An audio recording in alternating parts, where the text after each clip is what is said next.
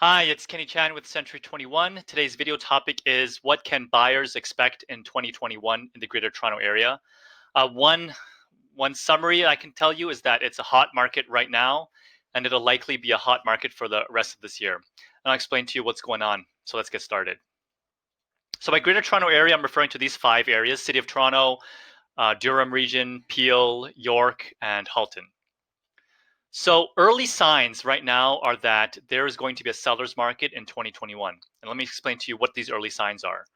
So last year, January 1st to January 12th, 2020, there were 3,189 new listings. And if you remember from January 2020, it was pretty active market even in early 2020.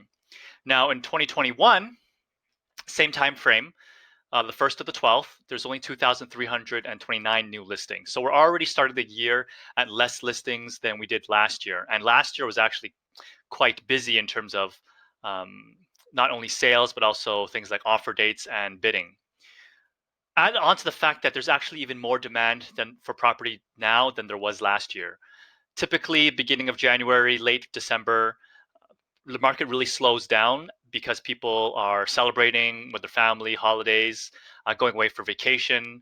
So typically, the January market doesn't really start this soon. However, because of what's going on right now, lockdown, etc., people are at home and reevaluating their housing situation.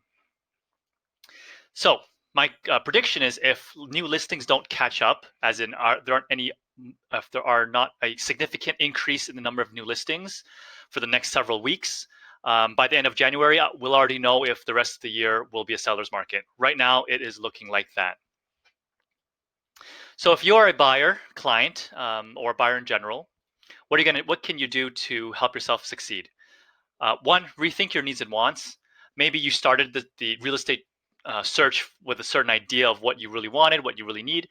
Really crystallize on what that means in terms of the location, the type of property as well. Have your finances in order.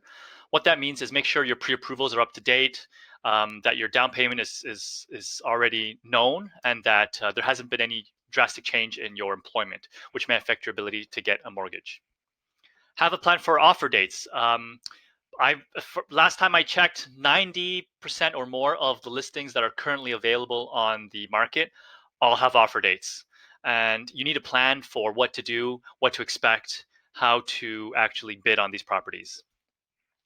The next one is unique and creative solutions.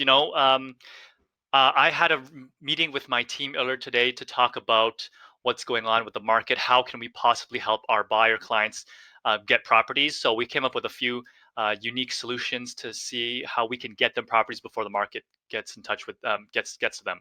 So if you have a realtor, talk to them as well about it. The last thing that I want to talk to you about is the fact that, and I know you don't like what you're reading on the screen, and you're probably not liking what I'm about to say, is that you are going to be overpaying for a property in this market right now. So usually when we're looking at properties to place an offer on, myself or the realtor will be providing a list of comparables that have sold in the last 30 days, 60 days, maybe 90 days, depending on the market. Right now, take that strategy and throw it out the window because every property is going to sell above market value, above what was a comparable property from 6 months ago, 5 months ago, or even 1 or 2 months ago. It will sell higher than that. Market value is something that is always changing, right? It's not a number that's set in stone. It will change based on what's going on in the market. What's the supply and demand like? So right now, to be honest, I know you don't like to hear this, but you are going to overpay for a home. There's also a chance that the home continues to increase in value, right? For the next 6 months, the next 1 year, the next several years. So, it doesn't feel good sometimes, but at the same time, I'll also say that in terms of interest rates, you as a buyer, you've never had such low interest rates in basically almost like the history of house buying. So there is that other side of the coin to look at.